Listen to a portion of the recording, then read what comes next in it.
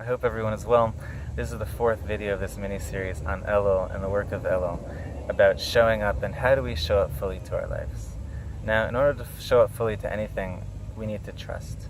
We need to trust ourselves, we need to trust the other, we need to trust Hashem, we need to trust all of reality.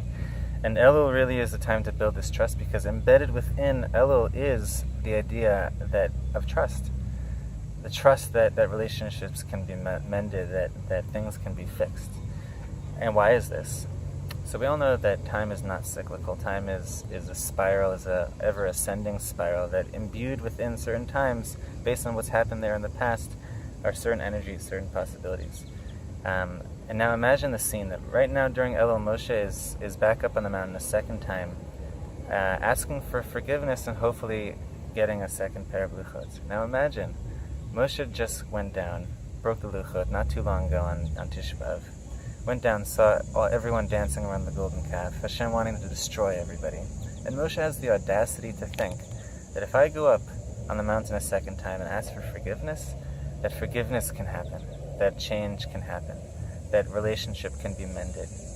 And so Moshe goes up to do just that. But for Moshe to be able to take even one step up that mountain requires such a deep trust that this change is possible, that forgiveness is possible, that relationships can be amended.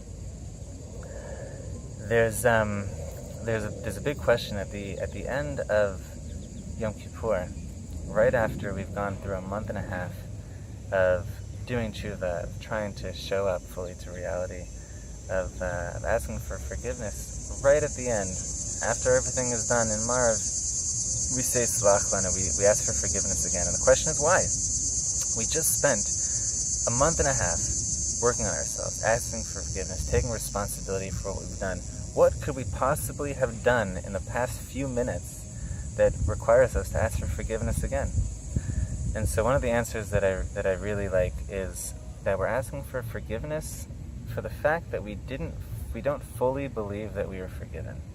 We don't fully trust in the power of forgiveness. We don't fully trust in ourselves. We don't fully trust in the relationship. We don't fully trust in Hashem, that we were forgiven. And that itself is a sin, and that in itself requires us to ask for forgiveness.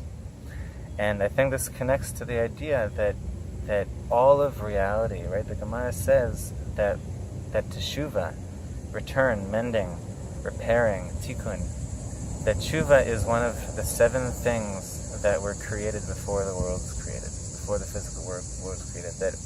And what that means is that embedded within reality, embedded within one of the laws of nature, or one of the laws of reality, is tshuva, is that return is possible, that fixing is possible, that mending is possible. And it's even possible if we ourselves, like Moshe, if we ourselves caused the pain, if we ourselves broke the tablets, if we ourselves broke the relationship, if we ourselves broke relationship with our others, with ourselves, with Hashem. Khalil Gibran, in his book The Prophet, an amazing book on poetic essays around different ideas, writes about pain. Something that I think is very connected to what we're talking about, so I want to read it. He writes, "Your pain is the breaking of the shell that encloses your understanding. Much of your pain is self-chosen.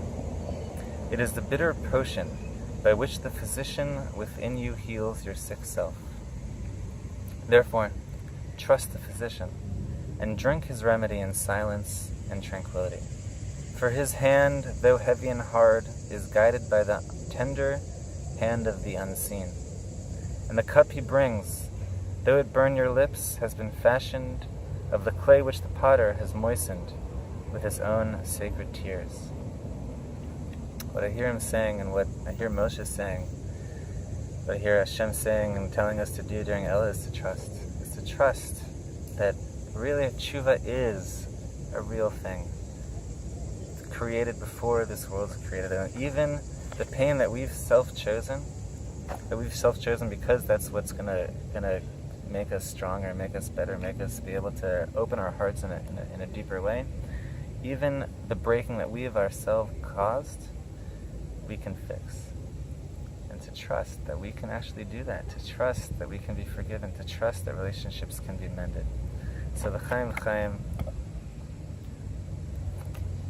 may we all, through this Elul, be able to show up more fully to our lives and to each other and to all of reality, to Hashem, and to live powerful, happy, holy and meaningful lives. L'chaim.